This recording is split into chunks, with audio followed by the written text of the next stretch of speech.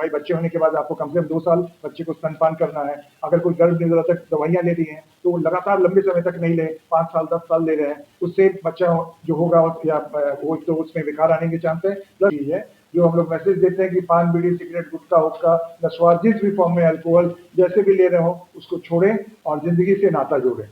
आज 4 फरवरी मतलब world cancer day है।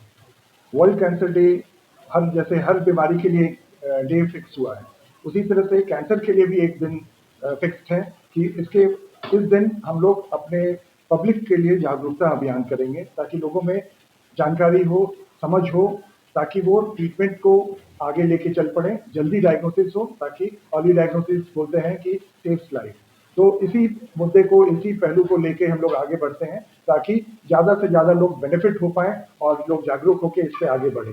तो जो वर्ल्ड कैंसर डे हमारा जो सेलिब्रेशन है, इस बार का उसका थीम है यूनाइटेड बाय यूनिक, मतलब कि हर कैंसर अलग है, हर व्यक्ति अलग है।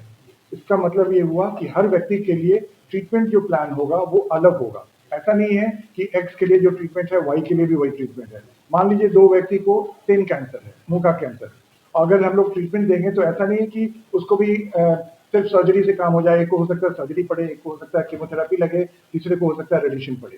तो हर पेशेंट के लिए इंडिविजुअलाइज्ड ट्रीटमेंट, पर्सनलाइज्ड ट्रीटमेंट उसके लिए टेलर मेड करना पड़ेगा।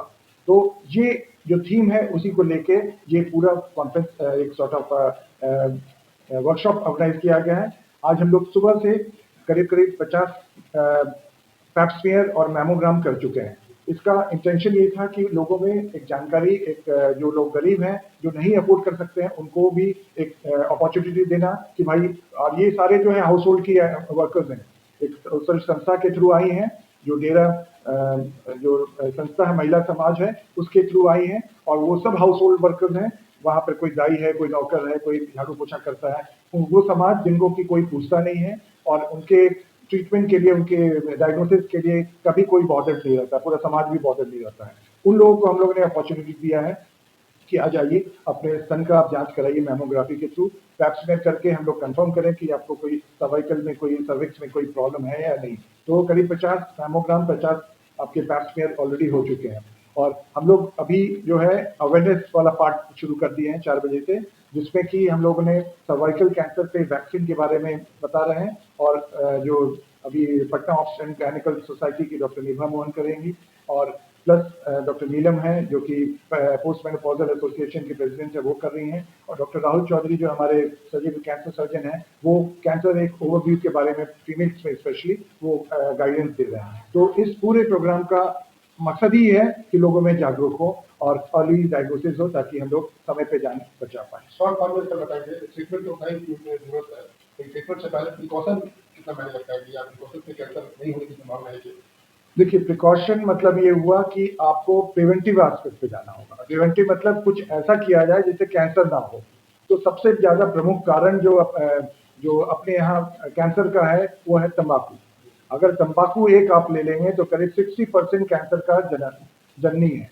आप वो चाहे मुंह का कैंसर ले लीजिए, हेड नेक का पूरा एरिया कैंसर लीजिए, स्वरपेटी का कैंसर लीजिए, खाने के नली का कैंसर लीजिए, फेफड़े का कैंसर ले लीजिए, लिवर का cancer, breast cancer, bladder cancer, ये तंबाकू हर जगह हर तरीके से बर्बाद कर रहा है। तो 60% कारक है वो कैंसर का। तो अगर हम लोग इस पे ही अगर फोकस कर दे तो हम लोग 60% तो कैंसर यही प्रिवेंट कर सकते हैं। तो लाइफस्टाइल एक बहुत इंपॉर्टेंट, तो ये एक बहुत इंपॉर्टेंट मैसेज है। रेगुलर व्यायाम करें, उससे आपका प्रिवेंशन होगा। आप जो अगर कोई महिला है स्तनपान नहीं कर रही है, उसको समझाएं। समय पे बच्चा नहीं हुआ, समय पे शादी नहीं हुई तो बच्चा समय पे होगा नहीं। 30 साल की उम्र से ज्यादा में अगर बच्चा होता है, पहला बच्चा, तो करीब 0.5% आपको कैंसर होने की संभावना। अगर 35 साल में होता है तो करीब 1% की संभावना हो जाती है। फिर कैंसर जेनेटिक्स में भी आता है, 10% जेनेटिक होता है। हेरिडिटरी कैंसर का भी देखा जा रहा है। अगर आपके परिवार में एक को कैंसर है तो आपको होने की संभावना 25%, 2 को है तो 50%, 3 को है तो 75%। और अगर जेनेटिक टेस्टिंग में अगर पकड़ा गया कि कैंसर का अंश अपने है, जेनेटिक जीन है, तो आपको 75% कैंसर की संभावना है। तो ये सब जो है आज के समय में लोगों को समझना अति आवश्यक है, क्योंकि पूरे परिवार, पूरा समाज को आप बचा सकते हैं। मैं डॉक्टर वीपी सिंह हूँ, कैंसर सर्जन, सवेरा कैंसर हॉस्पिटल।